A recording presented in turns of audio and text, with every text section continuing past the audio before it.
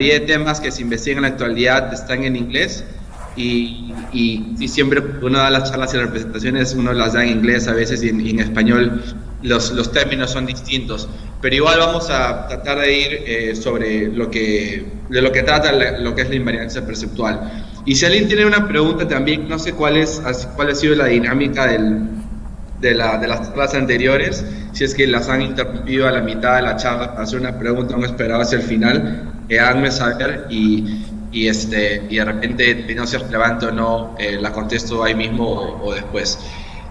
Bueno, entonces yo investigo lo que es la visión, tanto en humanos como en computadoras, y una de las mejores guías para entender cómo funciona la visión o los approaches o los enfoques que se pueden tener hacia cómo resolver el problema de visión, se pueden usar o tomar analogías de cuando se estudia el principio de vuelo en sistemas biológicos como en sistemas artificiales, ¿no? Entonces, si ustedes ven, por ejemplo, estas tres entidades, que es una abeja, un murciélago y un colibrí, las tres entidades vuelan, ¿no? y tienen alas, y básicamente las alas flapean, ¿no? Pero eso es muy distinto que, por ejemplo, estos tres organismos artificiales que también pueden volar, tienen alas, pero no necesariamente flapean, ¿no? Y de hecho tienen o conciben el principio de vuelo mediante el uso de leyes aerodinámicas, pero lo usan de formas distintas, ¿no? El dirigible usa básicamente fuerzas de empuje, este bombardero que es el U-2, creo, o el B-52 es un ala de por sí, y el principio aerodinámico es distinto. Y el helicóptero también, ¿no? Que vuela con un rotor en la parte vertical y un horizontal para el equilibrio. Entonces, hemos visto cómo en el estudio del vuelo, y David Marr, que era un pionero del estudio de la visión en los 80s, decía, ¿no?, de que uno puede entender la creación de entidades inteligentes, ya sea visión, ya sea procesamiento natural del lenguaje, cualquier otra tarea, en varios niveles, ¿no? Y lo principal es entender cuáles son las computaciones o las representaciones ideales y principios que se necesitan para alcanzar un tipo de inteligencia o principio de vuelo, ¿no? O una acción. Entonces, ante esa pregunta tenemos lo que hemos visto en Deep Learning hasta ahora, que seguramente ya han visto tantas charlas de los últimos 2 o 3 días, que se han enfocado en lo que son redes neuronales artificiales, donde los principios biológicos son distintos que en el cerebro, pero al final, cuando uno ve una imagen, como por decir la de un gato, entiende tanto la red neuronal, entiende que es un gato, ¿no?, en la última layer, en la última etapa, como en el cerebro, ¿no? Tienes varios layers, desde la retina hasta el LGN, hasta las diferentes partes del ventral stream, hasta que eventualmente uno puede entender y concebir todos los fotones que llegan a los fotorreceptores en la retina, que son como que el equivalente de píxeles. Uno entiende lo que es la imagen, tiene como que un percept, ¿no? Y identifica lo que es un objeto, una escena. Entonces, mi investigación principal trata de entender cuáles son esos principios que en el nivel representacional, no a nivel neurológico, pero qué tipo de transformaciones ocurren a alto nivel, tanto en el cerebro como en una red neuronal, para poder llegar, así como la energía del vuelo, en el caso de visión, poder dar visión inteligente a las computadoras. Y un dato particularmente curioso que no se ve mucho en CNNs, o lo que le llaman los Convolutional Neural Networks, es de que cuando uno ve una imagen como esta escena, ¿no?, en realidad, que reconoce lo que es un área industrial, nosotros percibimos la imagen de una forma algo variable en realidad, ¿no? Porque en nuestro centro, nuestro centro de gaze, que es nuestra fobia, nosotros estamos mirando este punto naranja, justo a alta resolución, pero en la periferia todo está variable o distorsionado o hasta borroso, no puedes entender lo que está sucediendo en la periferia visual. Y queremos entender en el cerebro por qué pasa ese tipo de transformaciones, y si de repente ese tipo de transformaciones que uno cree que son negativas, en realidad pueden conferir un tipo de ventaja a un sistema de visión inteligente en el futuro. Eh, Básicamente la pregunta, ¿no? En inglés, why is our field of view foveated? ¿Por qué nuestro campo visual es así, es especialmente variable? Y hay ciertos, ¿cómo le llaman? Limitaciones biológicas de por qué es así, ¿no? Y básicamente tiene que ver con la variabilidad de la densidad de los receptores en la retina, que se le llaman los cones y los rods, y básicamente hay una... Imagínense que en vez de que tengamos una cámara no sé, de 100 megapíxeles o lo que fuera, de uniforme todo nuestro ojo, tenemos 80 megapíxeles en el centro donde estamos viendo, y en la periferia hay una menor densidad de píxeles o de fotorreceptores o una resolución variable, ¿no? Entonces, esa es una limitación biológica en el ojo, pero eso solo ocurre en la parte sensorial. Ahora, existe otro tipo de transformaciones después, utilizan esa información de una forma posiblemente distinta. Y eso es lo que queremos investigar en este trabajo y en general, lo que trata de mi investigación, ¿no? Entonces, cuando uno ve una imagen como esta, que es lo que realmente está en el mundo real, percibimos en realidad una imagen distinta, que es una imagen variable perceptualmente, pero sentimos que esta imagen y la que entra por esa retina en realidad es la misma. Y la gran pregunta es ¿por qué, no? ¿Por qué el cerebro se diseñó de esta forma? ¿Por qué el cerebro no procesa el espacio latente, no procesa la imagen de la misma forma en la que la percibe o la recibe en la retina? Entonces, un argumento es de que posiblemente tiene que ver con eficiencia y como movemos nuestros ojos y hacemos lo que se llama el sampling del environment o del ambiente. Queremos ser eficientes y queremos comprimir la información, ¿no? Porque si veremos todo en HD, si tuviéramos una cámara de 5 megapíxeles en toda nuestra retina, por decir así, nuestro cerebro sería pues 5 o 6 veces más grande, algo así como esto. No me acuerdo qué película es. Tenemos una cabeza muy grande, ¿no? Porque son demasiados sensores y tenemos que ser eficientes. Entonces, esa es la teoría que básicamente ha sido aceptada hasta ahora, y queremos tratar de indagar si esto realmente es la respuesta completa. Ahora, antes de seguir con la charla, lo interesante aquí es que yo estoy tratando de estudiar un problema biológico o un problema, por decir así, neuronal en su cerebro, pero con el fin de saber por qué suceden este tipo de transformaciones para después implementarlas en una computadora para que, supongamos, no hayan adversarial images o cosas por el estilo. Entonces, queremos saber por qué el cerebro hace esto, ¿no? Para desarrollar el siguiente tipo de modelos de deep learning que no hacen este tipo de transformaciones, ¿no? De repente hay una ventaja en tener transformaciones como esta. Entonces, esa es la pregunta en realidad que queremos tratar de hacer. Y para tratar de resolver esa pregunta, vamos a simular esta transformación con un generative model, con un modelo generativo. Y este modelo fue publicado en el iClear, no queremos sencillo porque en el iClear en el 2019, si lo quieren ver, y voy a hablar más que nada en esta charla sobre este trabajo y posiblemente sobre, si alcanza un poco de tiempo hasta el final, porque tengo las 4:30 me parece, sobre un trabajo que vamos a llevar al ICML en un par de semanas también, que estoy diciendo acá en Hub. Entonces, para tratar de estudiar por qué tenemos un campo visual variable, vamos a crear un modelo que emule ese tipo de transformaciones. Y para hacer esto, la primera parte del modelo, que después voy a hablar más en detalle, lo que va a hacer es simplemente comprimir la imagen y asumir de que no hubo ninguna transformación, y va a ser una imagen como esta, y de repente uso el puntero. Vamos a ver cómo funciona esto. Ahí está, el puntero. Puntero artificial. Y vamos a correrlo por la red neuronal para saber si puede reconocer escenas, por ejemplo.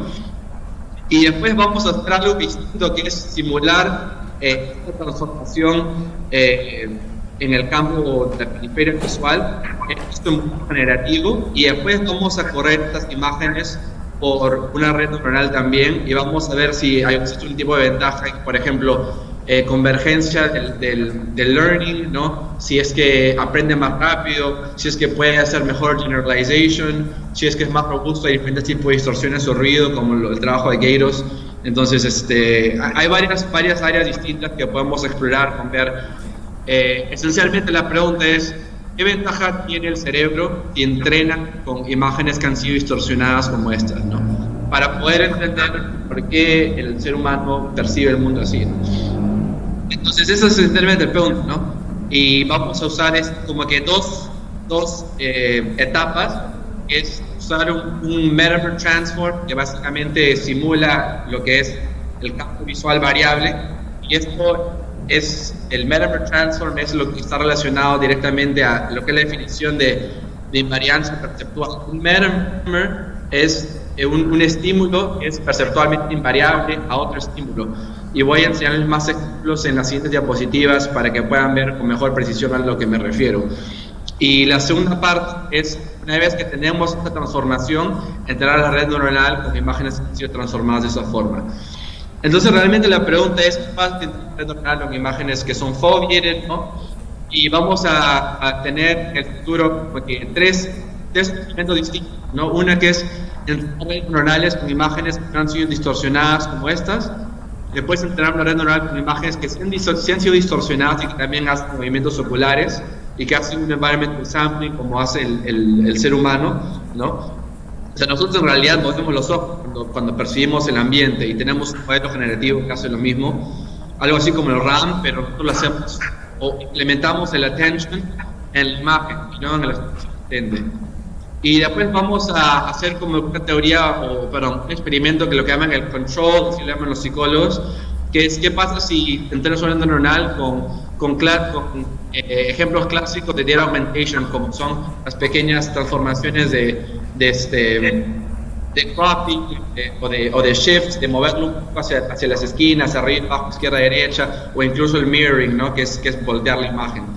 Y después vamos a entrenar dos redes muy sencillas, AlexNet, ResNet 18, en este distinto tipo de transformaciones, y vamos a testearlas en generalization y learning y ver qué tan robustos son a las distorsiones. Y eso básicamente es el outlet de la charla. Pues ahora voy a empezar con qué es el Metamer Transform y qué es la invariancia perceptual de la que tanto hablamos, ¿no? Entonces, este ejemplo va a dar un buen caso de lo que es la invariancia perceptual. Entonces creo que todos pueden ver esta imagen, que es la de una escena cualquiera. De hecho, esta foto está tomada en la Universidad de California, Santa Bárbara, donde hice mi doctorado. Y cuando ven acá en el punto naranja, si todos ven acá donde está el puntero, creo que, no, o sea, persiguen la imagen y eso es todo, ¿no? Ahora lo que voy a hacer es flipear entre dos imágenes y quiero que todavía sigan mirando donde está el puntero láser y van a darse cuenta que solamente estoy cambiando entre dos imágenes, pero si ahora mueven los ojos y por ejemplo ven acá en esta área, la imagen en realidad ha sido cambiada, o sea, la imagen está distorsionada. De hecho, no solamente en este círculo rojo, pero en toda la periferia visual la imagen ha sido distorsionada, pero ustedes no se dan cuenta cuando miran el punto naranja. Entonces eso es un ejemplo de lo que es un visual metamer, lo que llaman metamerismo, o lo que es la invariancia perceptual, ¿no? Porque básicamente son dos estímulos distintos, que si tuvieras dos vectores son distintos, pero cuando pasan por tu representación cerebral o tu sistema visual, se mapean al mismo punto y no puedes darte cuenta de la diferencia de los dos. Entonces supongamos acá, si ven las gradas, ¿no? Las gradas han sido distorsionadas un poco, acá la calidad visual de la persona también, los arbustos que son como que una textura, ¿no? Que es un patrón homogéneo, también varía, es distinto, pero no te puedes dar cuenta mucho del cambio porque es un patrón homogéneo, es un texture, como lo llaman. Entonces, este es el clásico ejemplo de cómo nosotros somos muy distintos a las computadoras cuando percibimos una imagen. Porque una computadora, si le enseña la misma ilusión óptica, se da cuenta que las dos imágenes son distintas, pero un ser humano no. Entonces, eso es una diferencia que tenemos que entender por qué el ser humano está diseñado en tener ese tipo de invarianza, y si ese tipo de invarianza lo tenemos que poner en las computadoras o forzarlo en la computadora de una forma u otra, ¿no? Entonces, esto de acá, estos pequeños circulitos, estas regiones son los pooling regions, así como, como le llaman en los CNNs, los receptive fields, dentro de tu ventral stream en el cerebro cuando procesas imágenes, ¿no? En los diferentes layers del ventral stream, en V1, V2 y V4. Y cambian en realidad a medida de que se alejan del punto visual de que tú estás viendo, el punto rojo, a medida que te alejas del punto rojo, naranja, perdón, estos pooling regions crecen en excentricidad. Entonces, imagínense que en nuestro cerebro tuviéramos como que una CNN, pero que los filtros, el tamaño de los filtros no es el mismo, en realidad varía dependiendo de dónde estamos mirando. ¿Ya? Entonces, esa es la idea principal. ¿Y por qué sucede esto? El clásico ejemplo aquí es de que si vemos en el ejemplo de las texturas o textures, en inglés, si nuevamente seguimos en el juego de esta ilusión óptica, si miran en este punto naranja, estas dos imágenes son físicamente distintas, ¿no? Si ven acá los valores de los píxeles son distintos, la imagen está cambiada y esta imagen es la textura original, pero si miran el punto naranja, se ven como si fueran exactamente lo mismo, ¿no? Entonces, si queremos darle algo más de precisión matemática, lo que está pasando es lo mismo, es lo siguiente. Tenemos un espacio, ¿no? un vector, que es la imagen, que cuando lo pasamos por una función tenemos un espacio latente que se representa un vector x1, x2, xn, lo que fuera la dimensión del vector, ¿no? Y para esta otra imagen tenemos otro código, otra matriz de valores distintos, pero cuando tú lo pasas por la función f, este otro espacio latente x1', x2', xn', eventualmente es el mismo que x1, x2, xn, y cuando los dos puntos son iguales, decimos que las dos imágenes son perceptualmente las mismas, ¿no? Y que en este caso nuestro sistema visual es perceptualmente invariable ante ese tipo de transformación. Entonces, las computadoras, por ejemplo, cuando las entrenas las redes neuronales y quieres agregar lo que llaman el rotational invariance, ¿no? La invarianza rotacional. ¿Qué es lo que haces? Lo que haces usualmente es girar o cuando entrenas la red, ¿no? Giras la imagen un poco, 10 grados, 15 grados, menos 45, lo que fuera, para darle esa invarianza, ¿no? Si quieres darle invarianza a la traslación, traslada la imagen cuando le entrenas la red neuronal, ¿no? Entonces, si quieres darle invarianza perceptual a una red neuronal, como nosotros percibimos las imágenes y los estímulos, lo que quieres hacer idealmente es entrenar redes neuronales con imágenes que los seres humanos perciben que son las mismas, como estas, por ejemplo. Entonces, esa textura y esta imagen que es distinta a esta, en realidad deberían tener no solo el mismo label, pero el mismo valor también en los espacios latentes cuando entrenas la red neuronal. Entonces, esa es la idea principal. Y para hacer eso, podríamos haber usado el modelo anterior, del que les hablé, que hacía este tipo de síntesis de metamers o de imágenes que son foveadas y que básicamente en el centro todo está bien, pero en la periferia la imagen ha sido distorsionada. Pero el problema de entrenar una red neuronal con imágenes como esta es de que el proceso de rendering toma como 4 a 6 horas para una imagen. Entonces pueden imaginarse que si quieren entrenar una red neuronal tipo ImageNet en objetos, escenas, lo que fuera, 1.000.000 por 6 horas, o sea que son 6 millones de horas en crear tu dataset para después entrenar la red neuronal. Entonces eso es computacionalmente infactible. Entonces lo que queremos hacer en vez, o lo que hicimos para esta primera parte del paper que enviamos a DCLR era, si podemos crear un algoritmo que puede sintetizar con una transformación directa, en vez de utilizar gradient descent y síntesis, que puede aproximar esa transformación en 1 o 2 segundos en lugar de 4 o 6 horas. Entonces, si puedes tener una transformación directa que pueda hacer esto, ya es computacionalmente tractable, como le llaman, o factible, entrenar una red neuronal con millones de esas imágenes, porque ya no tienes que esperar 6 millones de horas para tener tu dataset, solo necesitas esperar 6 millones de segundos, lo que es más factible, porque a veces eso son 2 semanas de repente o algo así.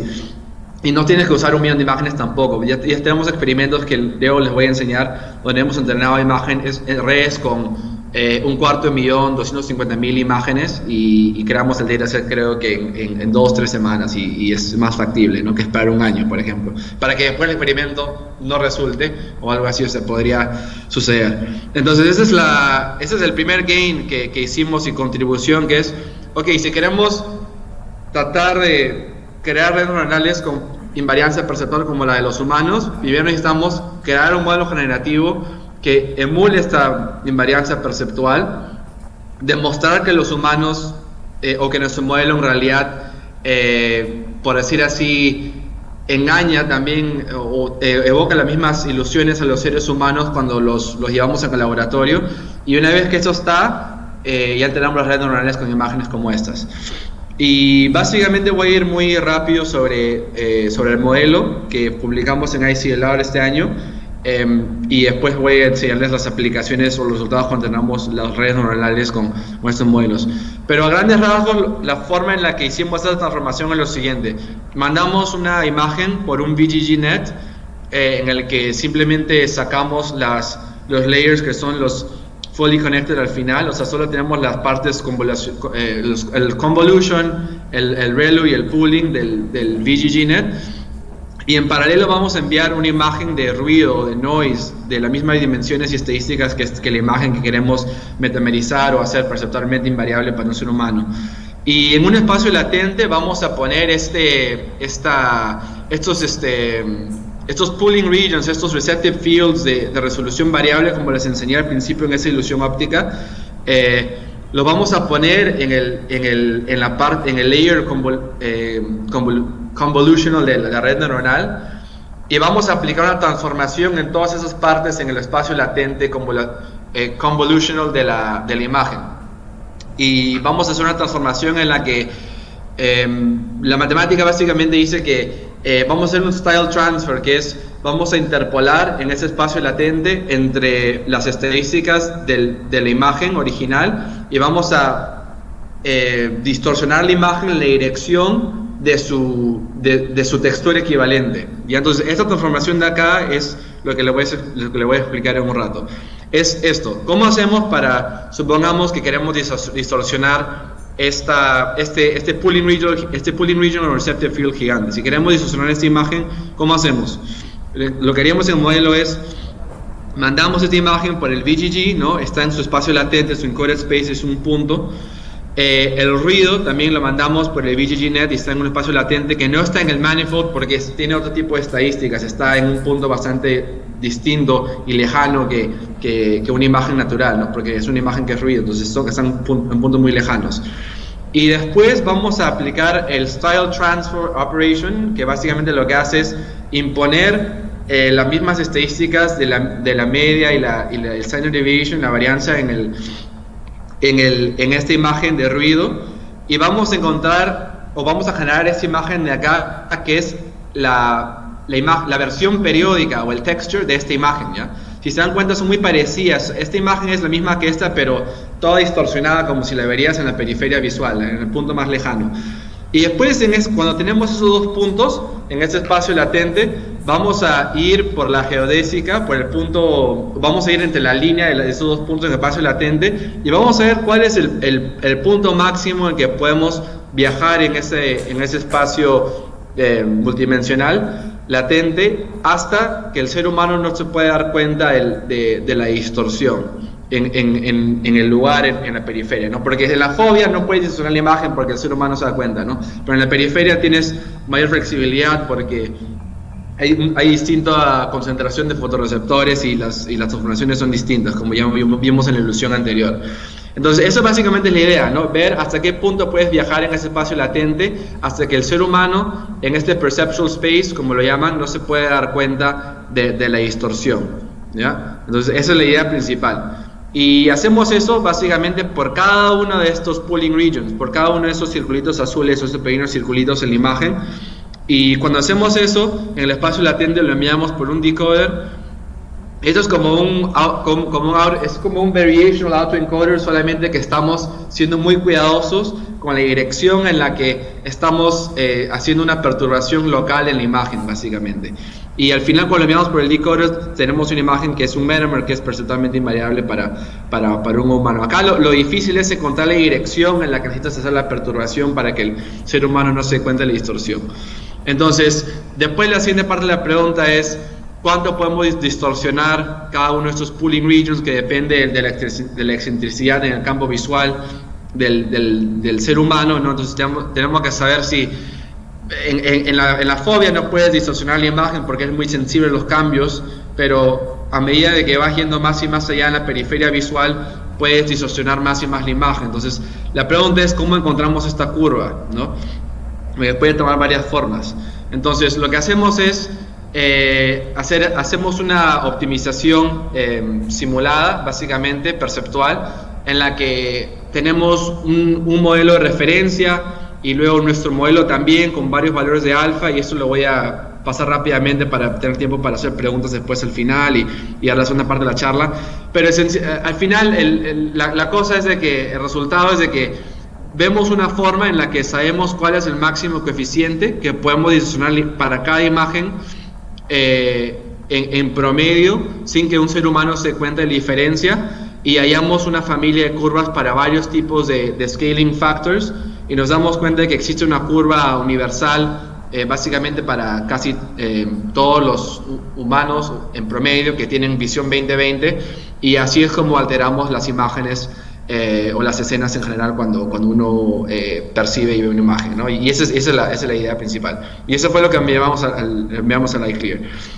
Entonces, ¿cómo después verificas de que hicimos bien el experimento o que sacamos el upper bound de la distorsión? Lo que pasa es que si tienes pocas distorsiones y llevas a seres humanos a hacer experimentos, y ustedes ven por ejemplo en esta imagen, si yo flipeo entre las eso suena muy español, si yo hago un altering entre las dos imágenes, desde acá que han sido distorsionadas muy levemente, ¿no?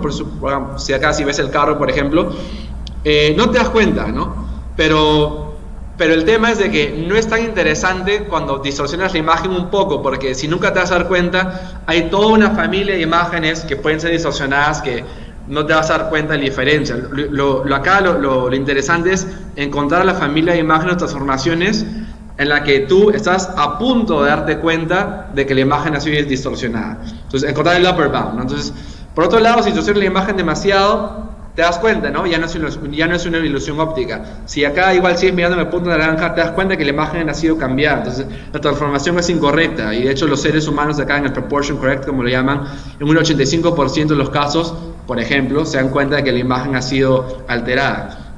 Entonces, acá lo crítico es encontrar el punto justo en el que los seres humanos apenas se dan cuenta de que la imagen ha sido alterada. Y eso es la forma en la que encontramos la transformación ideal para después entrenar las redes neuronales. Y verificamos esto en el laboratorio y llevamos a personas dentro le hacemos hacer un experimento básicamente que se llama, o ese tipo de experimentos se llaman Human Psychophysics, ¿no? La psicofísica que llevas a humanos a un laboratorio, los haces ver estas imágenes y básicamente te das cuenta si es que persigue la diferencia sí o no, ¿no? Entonces esa es otra parte, eso ya más la parte de psicología experimental que verifica que el modelo funciona. Y para que vean una idea de cómo son estas imágenes, por ejemplo, si tienes este modelo, esta imagen de referencia, el metamer o la imagen perceptualmente invariable es esta de acá, para esta imagen, pero curiosamente entre dos imágenes que han sido distorsionadas, tu upper bound es mayor. Estas dos imágenes, seres humanos, son distintas, pero seres humanos las perciben como las mismas. Entonces, supongamos acá, y si no me creen, pueden ver acá la bicicleta, ¿no? Acá la bicicleta, esta rueda derecha, ha sido cambiada de una forma y acá otra. Y los seres humanos piensan que estas dos imágenes son las mismas, pero en verdad son distintas. Entonces, ese upper bound es mayor para imágenes que han sido distorsionadas de cierta forma. Bueno, entonces, ya para no terminar, pero voy a pasar por esta parte más rápido porque me voy dando cuenta que me falta poco tiempo. Para recapitular y llegar a la segunda parte de la charla, en esos últimos 5 minutos, que es la más interesante, es, ok, ya tenemos la transformación que puede emular el campo visual variable. Ahora, ¿qué pasa si tienes redes neuronales con ese tipo de transformaciones, ¿no? Entonces, esta parte ya está, check. Y ahora estamos en la segunda parte, ¿no? Y lo que hicimos fue, usamos el mismo modelo, escogimos una familia de escenas para hacer scene classification. Y dijimos, ok, ¿qué pasa si lo que hacemos ahora es entrenar neuronales para hacer scene classification con imágenes que han sido distorsionadas y no distorsionadas? Entonces, para esas tres condiciones, que no sé si se acuerdan, que es entrenar la red sin augmentation, entrenar la red con augmentation, que es como lo hacen las computadoras, con shift y mirroring, y después entrenar en la red con básicamente invariancia perceptual. ¿Qué modelo, de repente el modelo con invariancia perceptual le va mejor en términos de generalización y aprendizaje? En realidad lo encontramos tanto para AlexNet como para ResNet, desde que ese no era el caso, pero que sorprendentemente el generalization performance es casi el mismo para todo ese tipo de patrones de entrenamiento. Entonces eso es muy interesante, porque uno pensaría de que una red neuronal que ha sido entrenada con imágenes como estas le iría peor, porque estás comprimiendo y perdiendo información, pero de hecho acá para el punto negro, el HumanAugNet, está casi igual que el rojo y el amarillo. Y si uno hace test estadísticos, aunque acá hay una pequeña ventaja, en realidad no es significativa. Esos son experimentos preliminares, tenemos más datos que ahora vamos a enviar en el ICML en un par de semanas. Pero eso es como que una primicia, un sneak peek. Y para ResNet la historia es la misma, y tampoco hay un tipo de ventaja en cuanto a aceleración en aprendizaje ni nada por decirlo. Si hacemos un plot de loss function versus epoch en entrenar la red, es casi igual, es lo mismo. Creo que la parte más interesante es esta de acá, que es la robustez de las distorsiones, que es ¿qué pasa si tienes la red neuronal ante esos tres tipos de informaciones, ¿no? Y de repente una le va mejor que la otra cuando la imagen es distorsionada aún más. Entonces lo que hicimos fue entrenar la red ante testing, o sea, evaluar la red ante 4 tipos de distorsiones. Una que es agregarle ruido uniforme, otro que es simular glaucoma, que es básicamente visión túnel, que es remover la periferia, otro que es simular scotoma, que es lo opuesto, que es ponerle como que un parche. Imagínate no poder ver en tu centro de visión, pero tener toda tu periferia intacta. Eso es el scotoma, y es un tipo de ceguera, tanto como el glaucoma. Y otro que es occlusion, que es básicamente qué pasa si empezamos a alterar la imagen y remover, como si estaríamos tapando parte de la imagen gradualmente. De repente un modelo le va mejor que otro. Y para enseñarles sé que de repente el gráfico está un poco pequeño, lo voy a enseñar. Un ejemplo para el Uniform Noise, lo que sucede. Para StandardNet, esa es una curva tradicional del accuracy versus el strength de la distorsión, o sea, qué tanto ruido hay en la imagen. Mientras más ruido hay, peor es el performance. Curiosamente, para el modelo que hace Machine Augmentation le va mejor, porque la curva ha sido shifted hacia la derecha, ¿no? Entonces, a medida que hay más ruido, todavía el performance del Machine Augmentation es más alto que el que no ha hecho Augmentation alguno. Pero curiosamente, para el modelo que hace movimientos oculares y tiene invariancia perceptual, no le va tan bien como al modelo amarillo, que usa modelos clásicos de Augmentation. Pero si vemos los otros tres, vemos una interacción distinta. Creo que el resultado más prometedor, interesante realmente, es este de acá, que es el scotoma.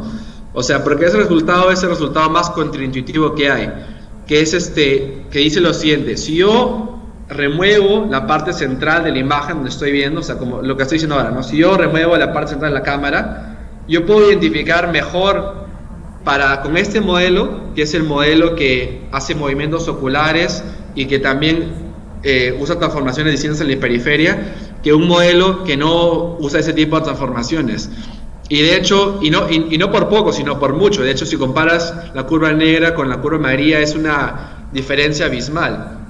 En general, para esos tres tipos de transformaciones, el Human Augmentation Net, que hace varios movimientos oculares, le va mejor que el Machine Augmentation Net, que hace transformaciones artificiales. Entonces, acá, y no solo para AlexNet, para el ResNet, de hecho, el resultado es parecido. Entonces, eso es algo que generaliza, como le llaman, across architectures y para distintos tipos de transformaciones también. Entonces, esto nuevamente, ¿a qué llega? Llega al punto de repente, la razón por la que nosotros tenemos ese tipo de invariancias perceptuales, porque cuando hacemos scene classification, lo importante no está en el centro de la escena, lo importante está en la periferia. No es como cuando reconocemos un objeto, que para reconocer un objeto tienes que ver directo al objeto. Cuando reconoces una escena, hay trabajos, para los que hacen computer vision, deberían leer los trabajos o darle una mirada a los trabajos de Odd Oliva y Antonio Torrealba, que investigan bastante eso, de los procesos cognitivos y perceptuales de scene recognition son distintos a los object recognition, que son distintos a los de letter recognition, que son distintos a los de reconocimiento de distintos tipos de entidades en general. Entonces, eso da una pista, ¿no? A dar luz de por qué percibimos el mundo con ese tipo de transformaciones, y posiblemente nos dé unos hints de por qué deberíamos hacer modelos de deep learning que tengan transformaciones como estas. Idealmente hubiéramos querido que la curva negra esté encima de la curva amarilla y roja para todas las transformaciones, pero ese no es el caso, solamente le damos para esta. Pero ahora estamos explorando y entendiendo por qué es así, ¿no? Es posible que este tipo de augmentation aprenda otro tipo de invarianza que lo hace más robusto al ruido uniforme, que la otra no. Entonces, este tipo de factores son problemas más, por decir así, científicos que utilizan la ingeniería, ¿no? Acá algo que, ya para terminar la charla también, si algo que quiero que recuerden de esta charla es de que cuando uno hace computer vision y machine learning o natural language processing, cualquier área que estén haciendo, o AI, lleven cursos también en paralelo de ciencias cognitivas o de psicología, incluso también. Y la razón por la que digo eso es porque a veces nos quedamos estancados en publicar un paper en CVPR o en el iClear o lo que fuera, tratando de superar un benchmark, ¿no? Es decir, ya voy a superar el dataset y voy acá a sacar tu tablita, ¿no? Es decir, acá tengo state of the art y con eso ya estoy adentro. Y creo que ese tipo de papers, si bien son importantes, más importante aún es escribir artículos que puedan dar luz y conocimiento a por qué un modelo funciona o por qué un modelo no funciona. Porque a veces uno se queda estancado en progresos incrementales y no realmente entender, por decir así, la ciencia del deep learning, o la ciencia de visión, o la ciencia del lenguaje, o la ciencia de la inteligencia, o lo que fuera. Entonces, ya para terminar, esos son un poco de resultados summary que tuve, que ya en el ICML en un par de semanas ya tenemos otros resultados también, que seguramente, bueno, si el pasa lo vamos a poder compartir. Y otros resultados interesantes también, ¿no? El problema de serial images, que es muy interesante. De repente, si tienes una red neuronal con ese tipo de transformaciones, puedes tener mayor robustez a lo que es adversarial images, y ese es un proyecto que también estoy empezando a hacer en MIT, ahora que voy a empezar ya en un mes. Esa es una dirección que estamos continuando. Un clásico ejemplo, ¿no? Si acá tienes la bicicleta, ¿no? Y crees que le haces la imagen adversarial y crees que es un semáforo, pero después le pones el foveation y per tu imagen y básicamente le haces un remapping al ruido, puedes tener el label original que es bicicleta, ¿no? Y dices, ok, mira, de repente nuestros carros autónomos deberían tener sistemas visuales como el nuestro y no arquitecturas como las que ya existen en el día de hoy, ¿no? Que hacen que todavía los carros Tesla y otros sistemas cometan errores bastante únicos y específicos. El código del modelo, para los que están interesados, está en internet, está en GitHub y lo pueden ver, pueden descargarlo, pueden darle una mirada, pueden escribir también si tienen preguntas, lo pueden usar. Y el modelo también ha sido extendido para imágenes en color. Y ese fue un workshop que organicé el año pasado en el NeurIPS, el mes anterior. Y en esta página web vamos a postar los videos de varias charlas que se dieron en el workshop, si están interesados también en seguir en un área parecida, en lo que hace la intersección entre inteligencia humana y inteligencia artificial aplicado principalmente a visión. Y nada, para terminar quiero agradecer a la gente de mi laboratorio interior. Aditya era el coautor del paper de Metamers del iClear, y mi advisor Miguel Eckstein, que están en Santa Bárbara los dos. Y con Talía estamos haciendo, que es mi advisor acá en Harvard, estamos haciendo el proyecto que vamos a enviar al ICML ya en un mes. que lo estamos terminando. Y nada, agradecer a la gente de mi laboratorio, que esa es una conferencia que fue en la playa en Florida hace, creo que en mayo del año pasado. Pero nada, sin más preámbulo, eso es todo y gracias por su tiempo y su atención y estoy contento de recibir preguntas de cualquiera de ustedes de la audiencia. Gracias. ¿Aló? Muy bien, ¿alguna pregunta? ¿Alguna duda? De repente, ¿cómo ha hecho el proceso de selección de la data? ¿Cómo ha creado toda la base de datos? ¿Qué inconvenientes se ha encontrado o algún dato relacionado al tema? La pregunta es si la percepción de los animales influye. ¿Es diferente de la percepción humana? Esa es una buena pregunta, sí. A ver, es una buena pregunta porque de repente voy a la primera diapositiva, que no sé cómo he hecho todo esto. Ya, de repente voy a esta diapositiva. Es una buena pregunta porque básicamente cada sistema, y si vemos sistema como una entidad biológica artificial, tiene un sistema perceptual y es un agente y tiene su environment, ¿no? Entonces, el ser humano tiene su propio sistema perceptual dado las limitaciones del ambiente, sus goals, lo que quiere hacer. Hay un link entre acción y percepción también. Y naturalmente varios organismos tienen distintos modelos de visión que también son posiblemente óptimos para las tareas que quieran hacer.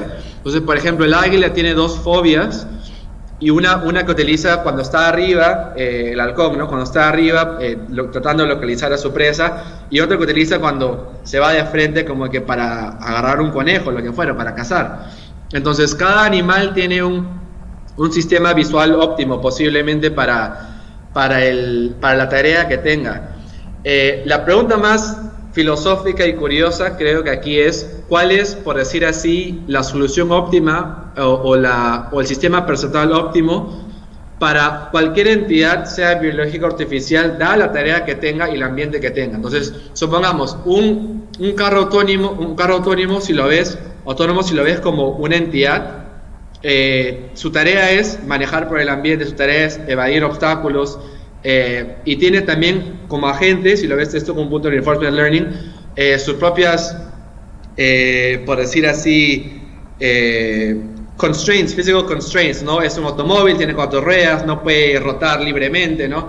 Entonces, el sistema visual o sensorial que necesita tiene que ser óptimo para la tarea que tenga también. Y yo creo que todavía hay mucho que explorar en cuanto a no solo ver al ser humano como el óptimo, sino ver otros animales también como, o incluso insectos, ¿no? Como que nos puedan servir de inspiración para futuros sistemas perceptuales, para la tarea específica que tengamos, ¿no? Porque pueden haber ciertas tareas donde un sistema visual es subóptimo y para la misma tarea, o para una tarea distinta, el mismo sistema visual es óptimo. Entonces todo eso se tiene que cambiar y evaluar y todavía hay mucha investigación en esa línea. Pero es una buena pregunta y hay muchas preguntas e investigación que todavía hacer en esa área. De repente una pregunta más antes de empezar con el panel también, que ya estamos con las justas de tiempo. Sí. ¿Otra pregunta? ¿Alguna otra pregunta? Los cambios locales que proveen invariancia en el modelo. ¿Cuánto de esto depende de la invariancia perceptual? ¿Y cuánto depende como Max Pooling? Max Pooling también provee la invariancia. Sí, o sea, aquí básicamente es una buena pregunta. Aquí básicamente creo que hay que ver el futuro de invariancia perceptual de dos formas. Y yo creo que una forma en la que lo he hecho es forzar la invariancia perceptual en el modelo al incorporar la transformación a la imagen. Entonces, básicamente, yo forzo que el modelo aprenda un tipo de invariancia perceptual y una representación distinta, entrenándola con una transformación a la imagen específica que es el metamer, ¿no?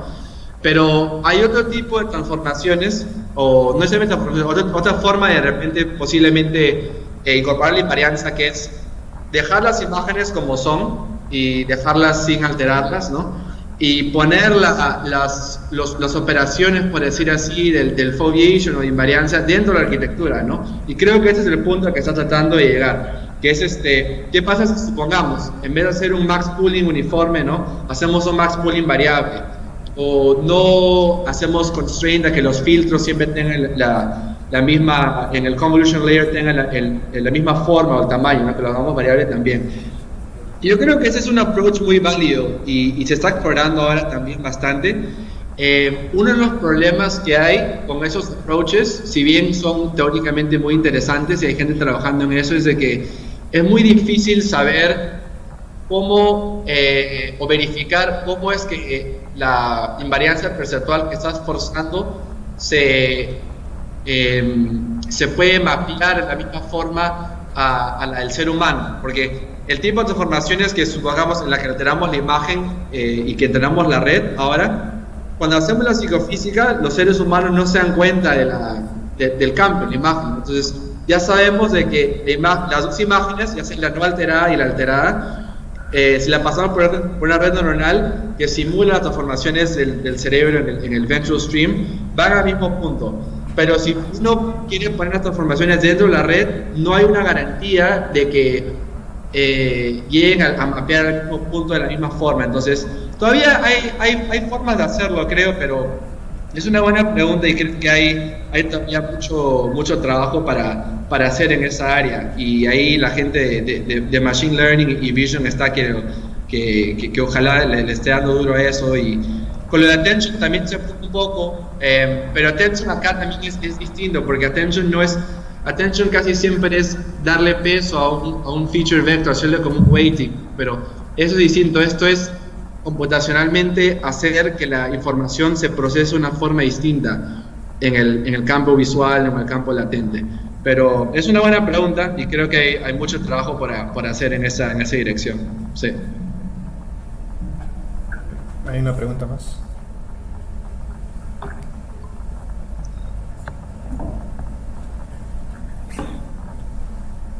Yo tengo una pregunta bastante directa, ¿no?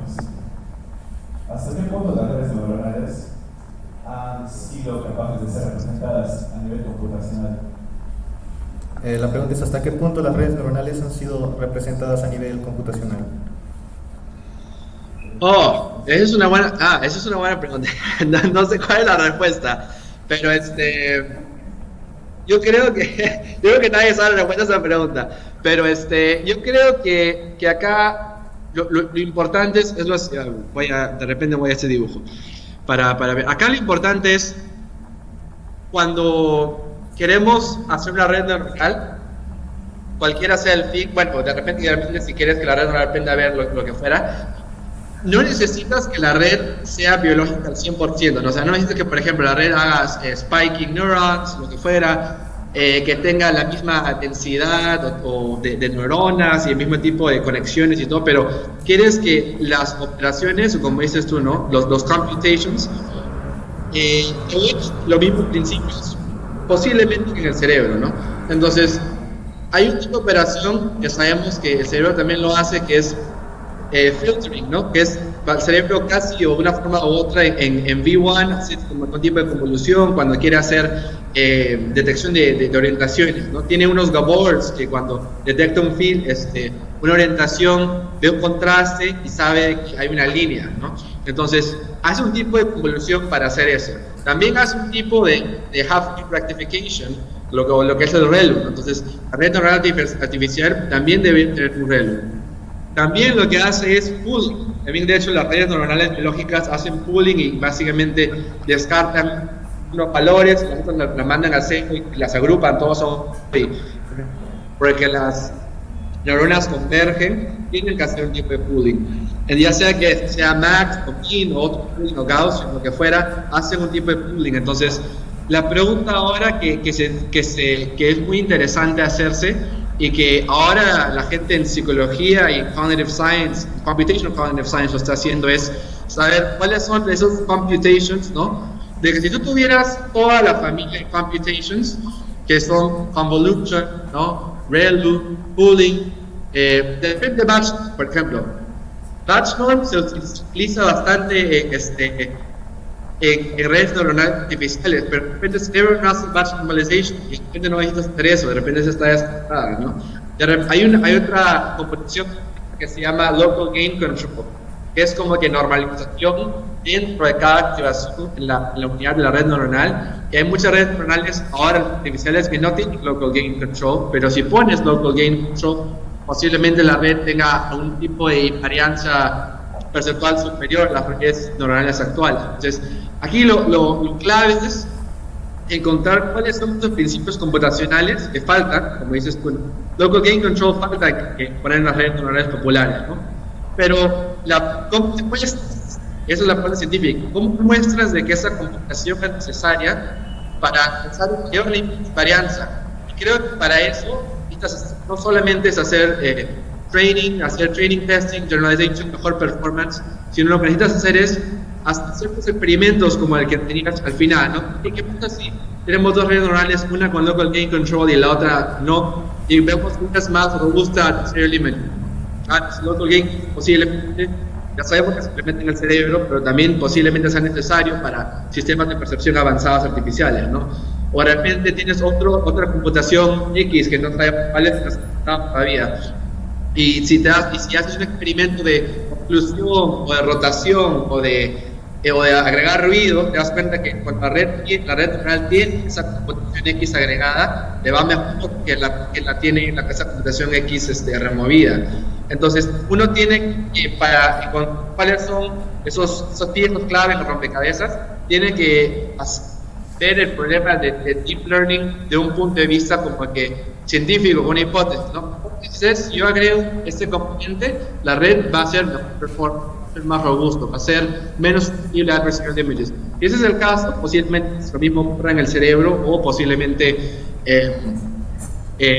sea necesario agregar los redes neuronales en el futuro. Hay cosas muy interesantes. Estamos ahora en una etapa también, ya para terminar, muy interesante en la que ahora los psicólogos, las personas de ciencias cognitivas se han quedado estancadas porque no saben cómo ir viendo que hay en el cerebro. Entonces, lo que hacen es todo lo que se ha inventado en la Generative Learning, que de repente dicen, mira, de repente lo que falta es Transformer Networks, ¿no? Hacer todo tipo de Transformers, Skip Connections, algo así. De repente, esto tenía un éxito en Deep Learning. De repente lo mismo, si lo pongo, o si trato de buscar lo mismo en un proceso cognitivo, por un proceso neuronal, en mi modelo del cerebro, de repente el cerebro hace lo mismo, de repente el cerebro sí tiene Skip Connections, de repente el cerebro sí tiene local gain control, lo que fuera, ¿no? Pues ahora hay como que una simbiosis entre que es la ciencia cognitiva virtual y Deep Learning, y creo que por eso mi mejor consejo para todos es tratar de ver estos papers que no solamente son de mejorar el benchmark o state of the art, sino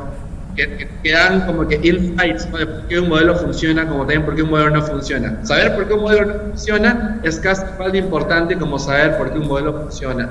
Y nada, creo que eso es un de repente me explayé un poco, pero creo que eso también va de cuáles son las computaciones que existen, como cuáles son las que faltan. ¿Cómo saber cuáles son las computaciones que faltan en las redes neuronales que tenemos? Así que ese. Buena pregunta. Sí, gracias. ¿Otra pregunta? Sí. Hay una pregunta más. ¿Cómo pasar para contar? Sí.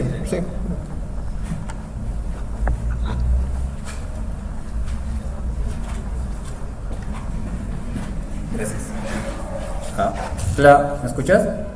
Sí. Ya. Una consulta. ¿Por qué deseas emular la invariancia perceptual del ojo? O sea, ¿qué aplicaciones le vas a dar? Creo que eso, bueno, primero es por mi lado de psicólogo saber por qué el ser humano ve así, ¿no? O sea, es muy difícil entender sin una simulación el diseño del ojo humano o las transformaciones en el cerebro son distintas.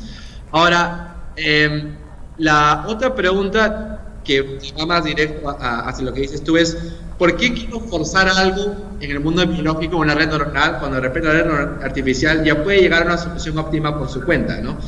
Entonces, para eso voy a ir a la penúltima diapositiva Yo creo que el problema es esto, básicamente, ¿no? Lo de imágenes que son adversarial. Entonces, si para los que no han visto lo que es adversarial images, básicamente ha salido esto hace como 5 años ya. Pero los psicólogos y gente cognitiva no lo ve con tanta importancia como el deep learning. Pero si uno perturba una imagen de una forma muy inteligente, con un ruido imperceptible, si tienes acceso a loss funk, arquitectura y ese tipo de cosas, puedes modificar la imagen para que una red neuronal se engañe, ¿no? y básicamente perciba esta imagen del oso panda que ves abajo con otra, que es un gibbon, un reloj, una persona, un lapicero, lo que fuera. Entonces, un ser humano no cometería ese mismo error, ¿no? Ahora, el problema es que nadie sabe por qué.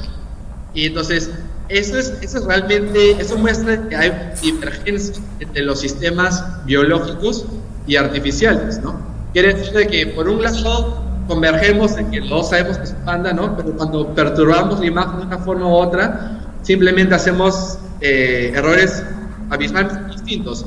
Entonces, posiblemente, usar una varianza perceptual nos va a ser más robusto ese tipo de distorsiones y va a hacer que los sistemas visuales artificiales sean más robustos en general. Y creo que esa es la respuesta. Porque las imágenes adversarial básicamente enseñan pues todo un hoyo, un problema con deep learning en general, ¿no? De que uno cree que visión computacional ha sido resuelto, pero en verdad no. O sea, estamos todavía 30 años o 20 años de saber, de tener un modelo que realmente pueda ver como un humano, como alguien preguntó al principio, ¿no? como otra identidad artificial. Todavía hay una computación canónica que nadie ha averiguado cuál es, más allá del convolution, del prelude, del pooling, ¿no? Del normalization, lo que fuera, que evita que ese tipo de adversarial images exista. Entonces, y creo que eso también va a la pregunta anterior que me hicieron de la Omar, ¿no? O sea, ¿por qué forzar la invariancia perceptual? Porque si puedes hacer que el modelo no cometa errores, como lo hace esta computadora, ¿no? Y cometa errores como un humano los haría, entonces de repente podría percibir mejor el ambiente y podría no cometer errores de ese tipo de magnitud, ¿no? Que son abismales y que ningún ser humano cometería ese error, ¿no? Entonces creo que eso básicamente es la motivación. Sí. Otra pregunta. Con respecto al hexágono cognitivo, este está compuesto por varios, es multidisciplinario. Entonces mi pregunta es si están recibiendo feedback informativo de estos campos, entiéndase por filosofía, electrónica, robótica, creo que hay otras más que están dentro de lingüística incluso. Sí, han habido, yo creo que ahora el área de visión está que empieza a tener varios interplay entre lo que se llama Vision Science. Para los que están interesados, el área se llama o Human Vision o Vision Science, como que ciencia de la visión. Vision Science es lo que ve la gente en psicología y ciencia cognitiva, lo de visión y percepción. Y Computer Vision. Antes las dos áreas empezaron juntas, ¿no? Como visión, pero después se separaron y ahora recién se están volviendo a unir. Y creo que ha habido bastante feedback, como dices tú, simbiosis entre esas dos áreas. Pero en lenguaje todavía se ve muy poco entre gente que hace lingüística y Natural Language Processing, y que las comunidades hasta se odian, ¿no? En inteligencia artificial lo mismo creo que se ve entre filosofía y inteligencia artificial en general. Machine Learning está tomando un buen área, un buen camino que se está involucrando en varias áreas en general, ¿no? Tanto en inteligencia artificial como en visión, como en Natural Language Processing, como en robótica, ¿no? Un tema que nadie está haciendo ahora mucho, pero que probablemente va a surgir bastante en los siguientes 5 o 10 años, es la intersección de, por ejemplo, visión con robótica, ¿no? De agentes óptimos que puedan actuar y percibir, y cuál es esa solución. Es el Joint Optimal Solution entre el agente, cómo actúa el agente en el ambiente y cómo percibe el agente en el ambiente. Entonces yo creo que tenemos que ahora, para el futuro del research, sobre todo en el Perú, está bien ver las aplicaciones de Deep Learning que triunfan en varias áreas, que son de por sí, tienen bastante mérito de ingeniería, pero creo que también lo importante es ver cuándo los modelos fallan, ¿no? Y para eso hay otro tipo de forma de pensar, porque ahí ya no puedes pensar como ingeniero, que es, quiero llegar a la solución como sea. tienes que pensar un poco como otra persona, ¿no? Como científico, que es, he llegado a la solución, ¿por qué funciona, no? O he llegado a otro camino, ¿por qué no funciona? O estas dos alternativas, ¿cuál es mejor? Entonces, ese tipo de paper, creo, para la comunidad científica en el Perú, en el futuro, creo que son los que más van a dar más valor, ¿no? Y creo que no hay que tomarnos, pues descarrilarnos mucho para a veces pensar, necesito publicar en CVPR y todos en CVPR tienen el paper así, ¿no? Yo creo que hay que pensar más en cuáles son los, más allá de la conferencia y todo, ¿no? ¿Cuál es el específico aporte y hacer ingeniería o la ciencia? Algo que no he hablado mucho es de integración matemática también. Todo eso está muy bonito, y de varianza percentual y todo, pero como hizo Mar, de repente hay una forma teórica matemática de llegar a una solución, a un bound que nadie sabe, nadie ha descubierto todavía. Entonces, la gente que hace theoretical machine learning, que en el Perú también debe haber una comunidad que hace eso, debería haber ese tipo de problemas también, ¿no? ¿Cómo puedes garantizar si un sistema es óptimo o no es óptimo? Pero son formas de pensar que son más distintas. Yo creo que no solo deberíamos ver learning también como algo de ingeniería, sino como hacer un approach científico, ¿no? Ver de comunidades de robótica, de ciencias cognitivas, sobre todo ciencias cognitivas, que diría yo, y vision science, y lingüística para los que hacen natural language processing. Yo no sé mucho de eso, pero eso creo que es una rama que todavía hay bastante por hacer. Entonces, sí. Sí, para terminar, una última pregunta. También soy estudiante de mecatrónica. Me gustaría saber cuál fue tu motivación para que te vayas a lo que es Deep Learning y no profundizar en robótica, aviónica o temas relacionados. Yo empecé, de hecho mi carrera empezó cuando estaba en la uni en mecatrónica. Me gustaba mucho Computer Vision. Y yo hacía cosas con Computer Vision, que la gente ahí hacía SIF, GIST, HAWK, SVM, todo, y me acuerdo que aprendía un poco de eso. Pero me iba dando cuenta que antes de que hubiera el boom ese de Deep Learning, me iba dando cuenta que al final hice mi doctorado en neurociencia, porque me di cuenta que con lo que ya había aprendido en la uni, yo ya sabía cómo ver cosas en Computer Vision, Machine, ya sabía cómo pensar como ingeniero, ¿no? Entonces yo decía, si hago un doctorado en ingeniería es más de lo mismo, y yo quiero aprender a pensar de una forma distinta. Entonces mi motivación fue esa, básicamente, más de voy a tomar un camino distinto para saber cómo piensan los psicólogos o la gente de ciencias cognitivas cuando ven problemas de visión o de lingüística o lo que fuera, en mi caso visión. Y además otro punto importante era de que cuando yo leía los papers que más me gustaban de Computer Vision, siempre al principio hacían un link y una citación, ¿no? De alguien de ciencias cognitivas o de psicología que decían, mira, yo observé, o tal persona, ¿no? Hinton, por ejemplo, se entrenó en psicología. Y no hay mucha gente que sabe eso. Hinton no llevó ninguna clase de Computer Science. Hinton es psicólogo, de hecho, Jeff Hinton. Entonces, y hay mucha gente que tiene background mixto, ¿no? Entonces, gente que estudió matemática pura a veces, ¿no? Gente que estudió ingeniería, gente que estudió física teórica, ¿no? Entonces, y yo creo que básicamente tienes que encontrar eso, ¿no? Tienes que encontrar qué es lo que a ti te gusta, qué es la forma de pensar que tú quieres también hacer develop, ¿no? Y cómo es que todo eso va a entrar en el área que tú quieres desarrollar en el futuro. Esa fue la decisión que yo tomé al final, y lo de Deep Learning sucedió por mi cuenta después durante el doctorado, porque me di cuenta que había mucha gente, era un área que estaba empezando y yo me aventé al área solo. Mi advisor me decía, sí, de repente, no, pero con cuidado, pero no te enfoques en estos proyectos. Pero yo lo vi así como yo creo que lo principal es, si ves algo que te gusta, tienes que hacerlo, ¿no? A margen de que tu advisor te diga que lo hagas o no, a margen que de repente tu universidad o tu programa te diga que lo hagas o no, ¿no? O que tus amigos, lo que fuera. Entonces, siempre tener tu propia, encontrar como que tu voz interior, ¿no? De decir, ¿por qué quieres encontrar un problema? O ¿por qué ves un problema intelectualmente challenging, ¿no? O difícil, o que también te da... O sea, a mí estudiar visión me da placer, ¿no? Me da gusto cuando no encuentro una solución a un problema y me gusta trabajar en esto, ¿no? Entonces no siento como si fuera un trabajo, siento como si fuera un hobby que me pagan para hacer porque me gusta hacer. Entonces creo que es difícil encontrar eso, pero lo importante es tomar varias rutas y encontrar por qué te gusta y por qué no te gusta, ¿no? Al principio mismo yo armaba circuitos y no me gustaba eso, pero otra cosa. Hice computación gráfica, no me gustaba, ¿no? Hice computer vision, hice un poco, y me alejé un poco, de ahí hice otras cosas, como fobiation, me metí a psicofísica, entonces es un proceso exploratorio, creo, y uno no debería pensar siempre que si vas a hacer una cosa que te vas a quedar ahí, no, siempre puedes moverte y creo que eso es lo importante. Así que ese es el mejor consejo que les puedo dar, explorar y empezar un proyecto, saber que el proyecto no lo vas a terminar en un día, en una semana, en un mes o de repente en un año, pero que siempre tienes que seguir dándole y que encontrar un proyecto que te gusta sobre todo, ¿no? Porque si el proyecto te gusta, te puedes pasar todo tu día estudiándolo y no te vas a aburrir y no te va a importar si tienes un resultado o no. Entonces creo que ese es el mejor approach que deberían tener. Y eso toma tiempo, obviamente, ¿no? Entonces eso también es el otro tema.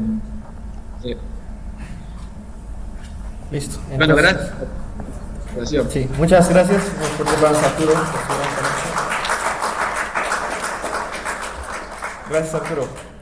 Ya nos estamos viendo en otra oportunidad. Y gracias nuevamente por la invitación y nada, hasta la próxima vez y cualquier cosa me pueden escribir también.